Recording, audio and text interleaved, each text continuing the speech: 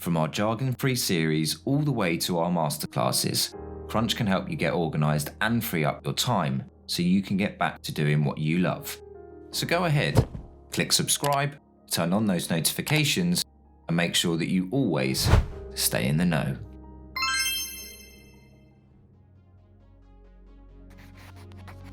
As a director, reviewing and approving your company's year-end accounts is one of your most important responsibilities, but it can sometimes be quite daunting. So in this video, we'll walk you through a complete set of accounts carefully, explaining what you're looking at and why it's so important. By the end, you'll be able to easily review and approve your accounts in no time at all.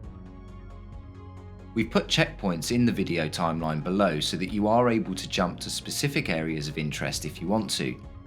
Now let's go through and break down each section together so you know what it all really means.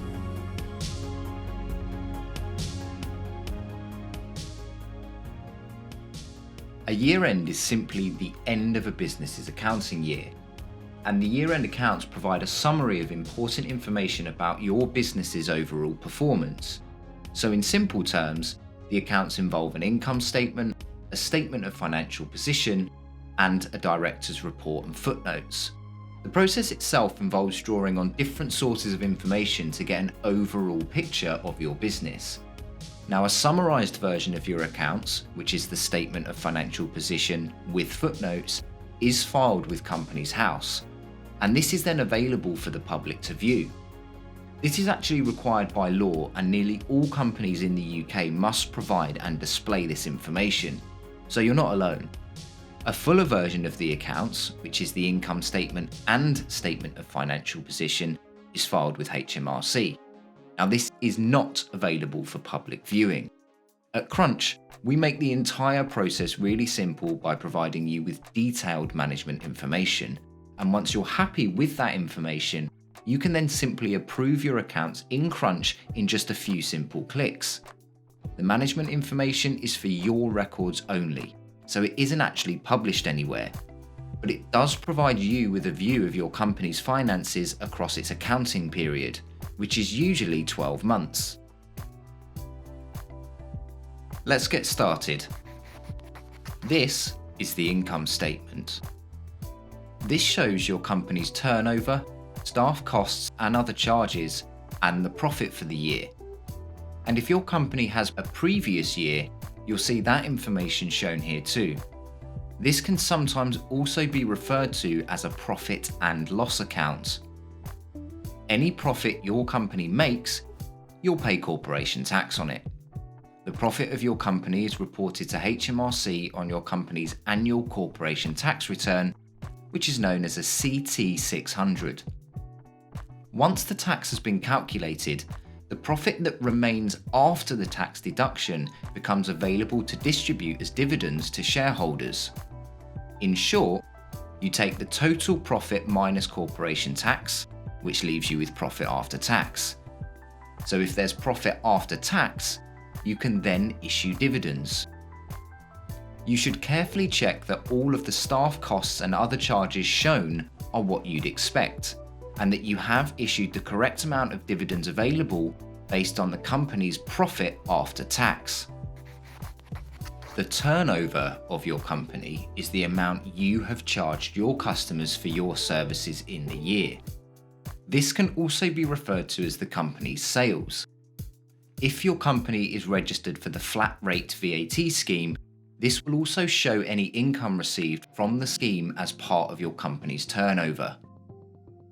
This doesn't show VAT that has been added to your customers' invoices, so carefully check that the amount in sales, excluding VAT, matches the amount that you charged your customers in your company's accounting period.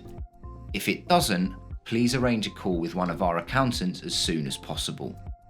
Staff costs are expenses which the business incurs in relation to its directors and employees.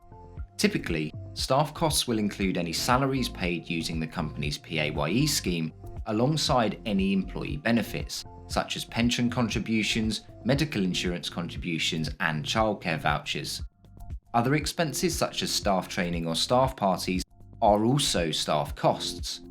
If your company paid employers' national insurance contributions, then this is also included as a staff cost, and it also includes national insurance due on any benefits in kind provided to employees.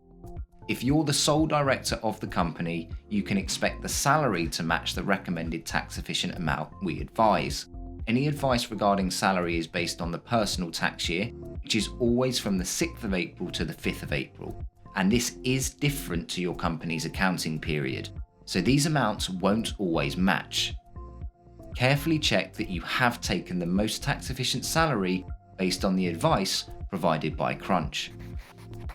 If your company owns fixed assets, such as a computer or a mobile phone, then you charge the reduction in the value of the asset as an annual depreciation charge. All fixed assets are assumed to have a life of 4 years, so you'll usually see 25% of the purchase price of the asset shown as a cost to your company profit each year. Depreciation is an accounting scheme, and as such, no tax relief is given on it when calculating the company's corporation tax. The Other Charges section includes all other business expenses you record in your Crunch account during the company's accounting period. This will typically include things such as accountancy fees, travel expenses, insurance, and all other allowable business-related expenses.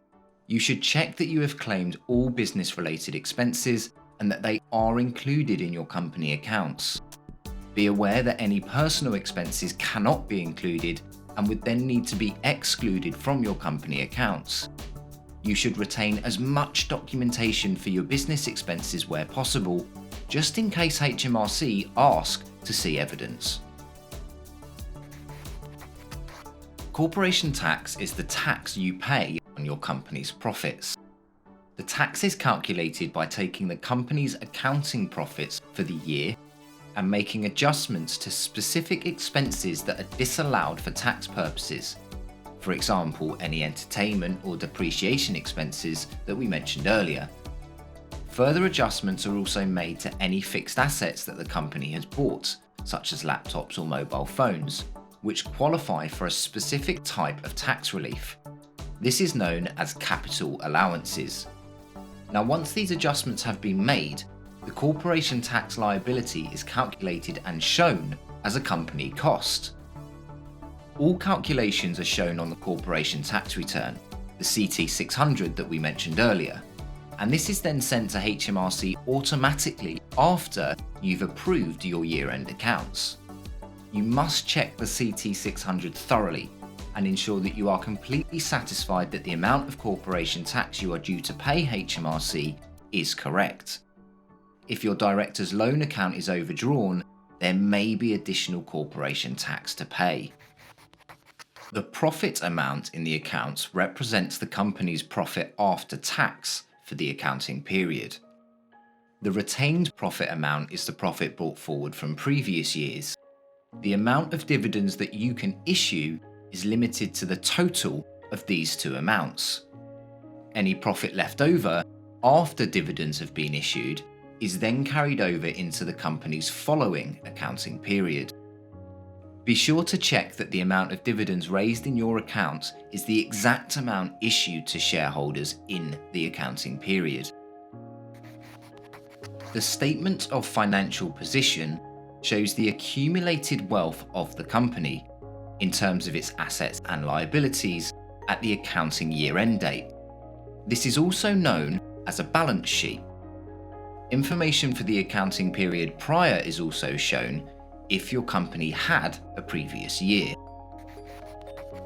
Fixed assets are items that your company has invested in to be used on a long-term basis. For example, equipment such as desktop computers and mobile phones. The value of the asset is shown at its net book value, which is the cost of the equipment minus all accumulated depreciation. Please check that the company's fixed assets are complete and that you have recorded all purchases of equipment as fixed assets in your Crunch account. Current assets can be converted into cash quickly, within 12 months.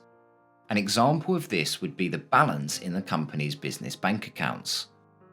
Other current assets will typically reflect any money that the company is owed from a third party, such as trade debtors, which are outstanding invoices that are yet to be paid by your customers.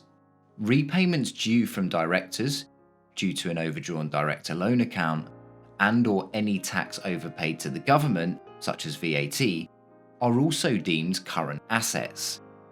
If there is a director's loan account balance showing as a company asset, this means you, as a director, owed your money to your company at your year end. This may have additional tax implications for both you personally and the company, so we'd recommend getting in touch with us as soon as possible if this is the case. Similar to assets, the company liabilities are also split into two sections: creditors, which are amounts falling due within 1 year, and creditors, amounts falling due after more than 1 year. Amounts falling due within 1 year represent any money that the company owes to external parties at the year-end date. The main liabilities include any tax owed based on your company's trading activity, so this will likely include things such as corporation tax and VAT. Other liabilities may relate to outstanding balances owed to suppliers, known as trade creditors, and/or amounts that the company owes to you as the director. Amounts falling due after more than 1 year, long-term liabilities, will only show in your accounts if you have taken out a business loan with a third party, and it is due to be repaid over the course of 1 year. The net assets of the company is the value of the assets remaining after all liabilities have been accounted for. This simply means assets that are left over in the business which are available to shareholders. The net assets are equal to the company's retained profits, which can be identified in the profit and loss account. The capital and reserves section coming up next confirms this. This represents the share capital of the company alongside any retained profits carried forward from previous years, as well as the current accounting period. If the net assets balance is negative, it means your company owes more than it has in assets available to pay. Please contact us to discuss this if you believe your company can no longer trade. Lastly, capital and reserves. This matches the company's net assets. It summarizes the company's overall wealth, which means the money invested in the company and the profit available to distribute to shareholders. Once you have reviewed your accounts using our management information and then approved them, the Statement of Financial Position, also known as the balance sheet, is filed with Companies House, and it will also include footnotes. Note 1. Information about financial arrangements the company has entered into not included in the accounts. This is also known as off-balance sheet transactions. There shouldn't be any information to include. Note 2. The average number of employees the company employed in the year. Note 3. Information about directors' benefits which led to a change in the director's loan account in the year, such as director withdrawals. Note 4. Any other guarantees, contingencies, and other financial commitments not included in the accounts. While it's possible your company may have a contingent asset or liability, or provided a financial guarantee to another party, in almost all cases there won't be anything to report. These footnotes are required by law. Thank you for watching. We hope you found this helpful and feel more in the know when it comes to reviewing and approving your company's year-end accounts.